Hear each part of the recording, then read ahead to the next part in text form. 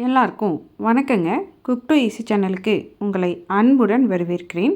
இட்லி மாவு வச்சு போண்டா நல்லா மொறுமொறுன்னு எப்படி செய்கிறதுன்னு பார்க்க போகிறோம். வாங்க இந்த ரெசிபி செய்கிறதுக்கு என்னெல்லாம் வேணும், எப்படி செய்யலான்னு பார்க்கலாம். புளிக்காத இட்லி மாவுங்க. மாவு அரைச்சோடனே இந்த போண்டா செஞ்சிங்கன்னா நல்லா கிறிஸ்பியாக வரும். 2 கப் அளவுக்கு எடுத்திருக்கேன். நான் இன்றைக்கி பொட்டோடு இருக்க உளுந்து போட்டு மாவாட்டியிருக்கேன். அதனால தான் அந்த பிளாக் ஸ்பாட்ஸ் இருக்குங்க. இப்போ இந்த மாவு கூட சேர்க்கறதுக்காக நம்ம வெங்காயம், அதே போல் பச்சை மிளகாய், நம்ம மாவை கொஞ்சம் கிறிஸ்பியாக வரணும் அப்படிங்கிறதுக்காக 1லேருந்து 1.5 டேபிள் ஸ்பூன் அளவுக்கு அரிசி மாவு, டேஸ்ட்டுக்காக தேங்காயை சின்ன சின்னதாக சில்லாக கட் பண்ணி வச்சுருக்கேங்க, ஜீரகம், அது கூடவே மிளகு, பெருங்காயத்தூள் கொஞ்சமாக, கருவேப்பிலை, கொத்தமல்லி, இது எல்லாத்தையுமே நம்ம மாவோடு போட்டு கலந்து எண்ணெயில் பொரிச்சு எடுக்க போகிறோம். எப்போனாலும் நீங்கள் மாவு இட்லி தோசைக்கு ஆட்டுறீங்க அப்படின்னா கீரையை கூட இது மாதிரி வெங்காயம், கீரையெல்லாம் கூட போட்டு நீங்கள் போண்டா சுட்டிங்கன்னா இன்னுமே அருமையாக இருக்கும். நல்லா சூடான டீயோட இந்த போண்டா சாப்பிட்றதுக்கு அருமையாக இருக்குங்க. இப்போ நம்ம எடுத்து வச்சுருக்க இந்த மாவோடங்க வெங்காயம் தவிர மீதி எல்லா பொருட்களையுமே நம்ம போட்டு கலந்து எடுத்துக்க போகிறோம். நம்ம எடுத்து வச்சுருந்த பொருட்களில் வெங்காயத்தை தவிர மீதி எல்லா பொருட்களையுமே போட்டு மிக்ஸ் பண்ணி எடுத்தாச்சு. இந்த ஃபஸ்ட்டு டைப் ஆஃப் போண்டாவில் வெங்காயம் கிடையாதுங்க. அதனால நம்ம என்ன பண்ணுறோன்னா கொஞ்சமாக இஞ்சியை துருவி இந்த மாவோடு சேர்த்துக்க போகிறோம். சேர்த்துட்டு இதை ஃபஸ்ட்டு 2 பேட்ச் போட்டு எடுத்துக்க போகிறோங்க. அதுக்கப்புறமா நம்ம என்ன பண்ண போகிறோம் அப்படின்னு சொன்னோம்னா வெங்காயத்தை போட்டு இதை பேட்சாக சுட்டு எடுத்துக்க போகிறோம்.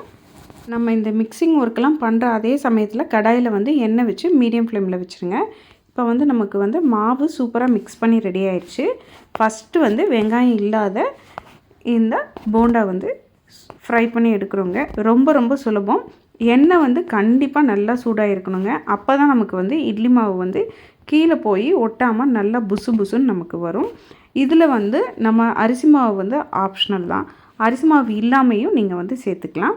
அரிசி மாவு சேர்க்கும் பொழுது இன்னும் கொஞ்சம் கிறிஸ்பியாக நமக்கு கிடைக்கும். குழந்தைங்க சாப்பிடும் பொழுது விரும்பி சாப்பிடுவாங்க. இந்த போண்டாக்களை 2 பக்கமும் திருப்பி எண்ணெயில் நல்லா கிறிஸ்பி ஆகிற வரைக்கும் ஃப்ரை பண்ணி எடுத்தோம்னா அருமையான போண்டா நல்ல கொத்தமல்லி ஃப்ளேவரோட சூப்பராக ரெடி ஆயிடுச்சுங்க. இது மாதிரி ரெடி பண்ண இந்த போண்டாவை அப்படியே சாப்பிட்றதுக்கும் நல்லாயிருக்கும். இல்லாட்டி நல்லா தேங்காய் சட்னி, கார சட்னியோடு வச்சு சாப்பிட்றதுக்கும் ரொம்பவுமே அருமையாக இருக்குங்க.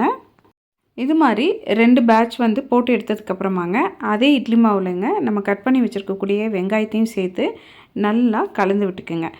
எப்பயுமே நம்ம பஜ்ஜிக்காகட்டும் போண்டாக்காகட்டும் வெங்காயம் சேர்த்து ரொம்ப நேரம் அந்த மாவை விட்டுட்டோம் அப்படின்னு சொன்னோம்னா தண்ணி நீத்து போன மாதிரி ஆயிருங்க. அதனால் வெங்காயத்தை சேர்த்து மிக்ஸ் பண்ண உடனேயே நம்ம போண்டா சுட ஆரம்பிச்சிடணும். அவ்வளோதாங்க, மாவு நமக்கு ரெடி. இப்போ இதை நல்ல சூடான எண்ணெயில் போட்டு சுட்டு எடுக்க வேண்டியது தான். வெங்காயம் போட்டு கலந்து வச்சுருக்க மாவுங்க நமக்கு தேவையான சைஸில் சின்னதும் பெருசுமாக போண்டாவை சுட்டு எடுக்க போகிறோம்.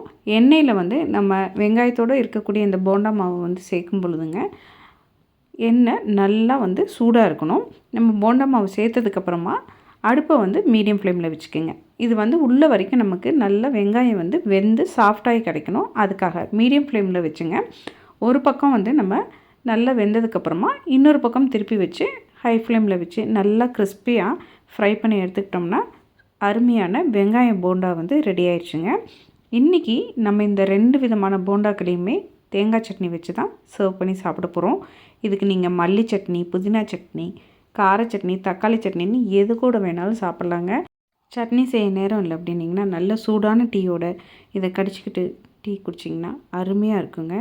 சூப்பராக நம்ம இட்லி மாவு வச்சு அருமையான போண்டா செஞ்சாச்சுங்க.